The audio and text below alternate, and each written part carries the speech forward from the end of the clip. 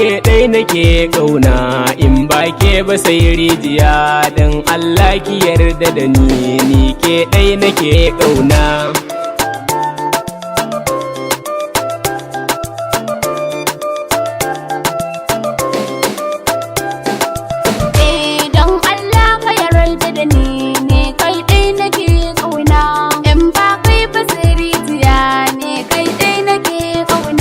Sha zaman ki huta sarauniya kuma ke gimbiya ta ke yar lele kanwata duk mai sanya saka ki kunci shi ma ya san me ya tara.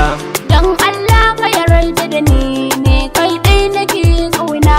Dan Allah ki yarda da ni ke dai nake kauna. Jarumi kuma angona madugu kuma jigona sha zaman ka huta kai ne dan lailena farin cikin ruhina kai ne tukon muradina. Ni ke ɗai nake ƙauna in ba ke ba sai rijiya. In ba kai ba sai rijiya ne kai ɗai nake ƙauna. Ya ki taho yar bebi na bebi na soyayya ta zammi ni komai dan ita ke bani gurin kwana. Ya ki taho mu filin wasa in mun je za mu yi wasa.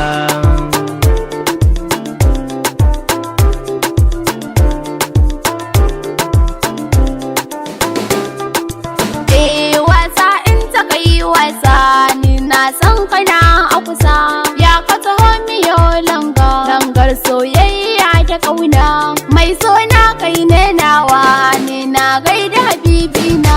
Ni ke ɗai nake ƙauna in ba ke ba sai rijiya.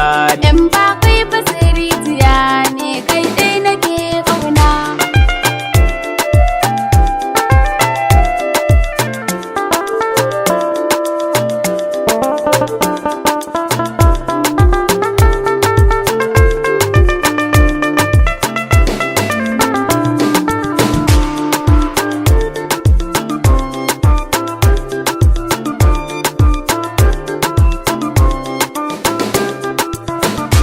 Ya ki taho ki ji bebi na ga na gare ka abin sona ƙaunar ki ta shige raina. Ni ma haka ne bebi na sanki a zuci na alkinta ya ka zo an shi samar kauna kamar ki ni ban samu ba. Kai narka ba zan canza ba a soyayya mun yo dace mu rayu cikin ƙangin ƙauna. Dan Allah ka yarda da ni ne kai ɗai nake ƙauna. Dan Allah ki yarda da ni kai ɗai nake ƙauna.